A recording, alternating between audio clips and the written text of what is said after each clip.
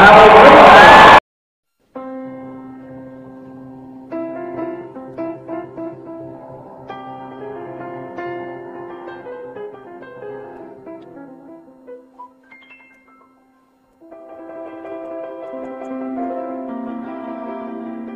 tell me, what is Hava Nagila?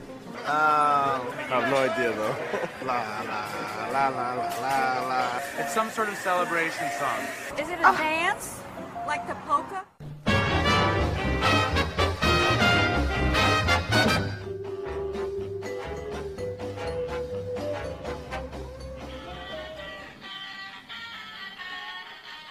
Now, is this a big seller? Yeah. Yeah?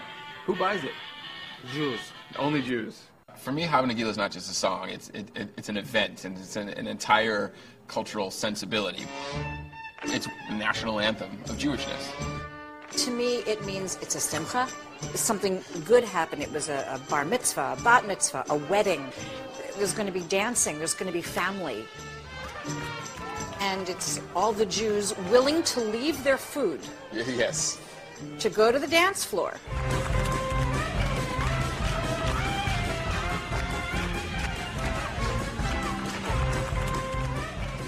Jewish. Hava Nagila immediately brings a smile because it's connected with celebration. It's connected with joyous shouting, singing, and dancing. This is what everybody kind of waits for. You expect it. If it doesn't happen, it's like, where was the Hava Nagila?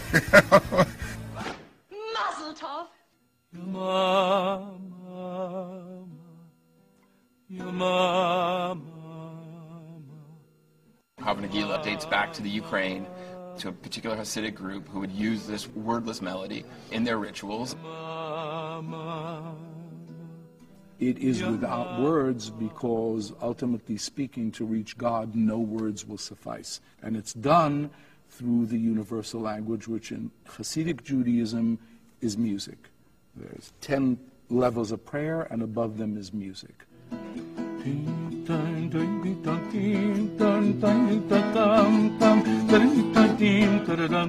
It probably was a simcha kind of song, a happy time kind of song. There's hope, but there's also, this is a bitter chord. This movement. That's not a happy move. Life is beautiful, isn't it beautiful? Isn't it sweet? Isn't it awesome? I'm going to die tomorrow. It's that all wrapped together. And when this community moved to Jerusalem, it started to take hold in Hasidic communities in that area, but it wasn't until Abraham Idelson, he was basically a kind of the godfather of Jewish musicology, was collecting songs to create a unified sense of what it means to be Jewish, collects this melody and starts to actually write lyrics for it. Hava Nagila, let us rejoice. Hava Nagila v'nismecha, let us rejoice and be happy. And it takes hold as a kind of staple of Hebrew folk songs and starts to spread to the US and throughout Europe. But then, particularly in New York, Jews were doing Latin records, Jews were taking mambo classes, and Hava Nagila was a key song in that repertoire. There was a Jewish performer, Irving Fields, who turned Hava Nagila into Havana Nagila. It starts as a dance that starts slow, bum bum ba-dum bum bum ba, and suddenly gets faster. Dun, dun, da, da, da, da, da, da, and people get more excited, and the adrenaline is going, and suddenly it goes lightning.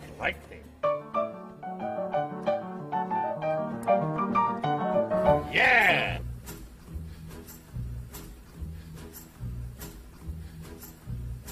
I sang Hava Nagila here at the Vanguard, and it was here that I really knew that it was going to become a significant part of my repertoire.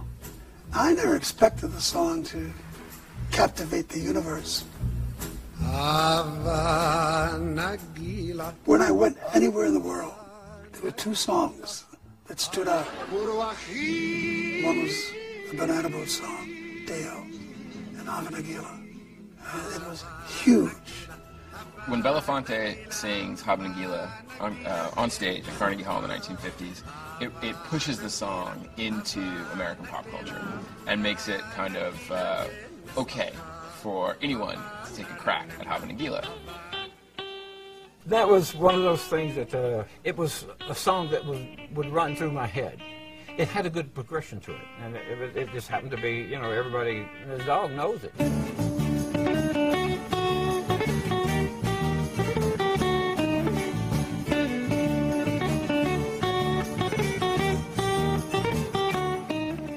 I could never sing it, so I just played it instrumental.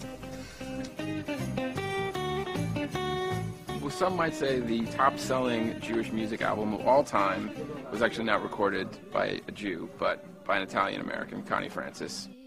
It was my dad's idea to record an album of Jewish songs. So I went to the rabbi, and I said, tell me about the songs.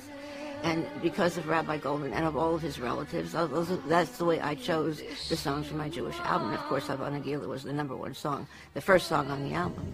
This The first time I really made Hava Nagila part of every show was when I combined Exodus and Hava Nagila together in a medley, which is a very, very stirring arrangement. I wanted to combine something as serious as Exodus with something as lighthearted and gay as Hava Nagila.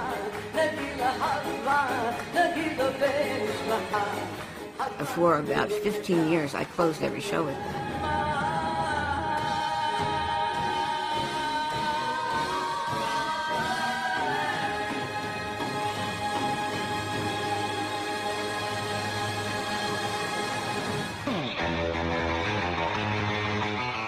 If you do basic internet searches for individual songs, Hava Nagila easily ranks as one of the most covered songs in the history of popular music.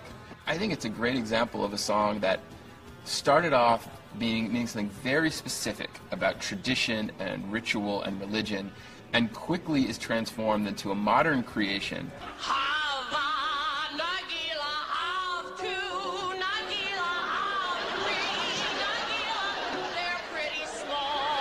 And it becomes this pop song that is stripped of its religious meaning, stripped of its political meaning, and just becomes a kind of happy sing-along that, yes, it's Jewish, but really it's a great melody and great lyrics that anyone can sing and be happy to.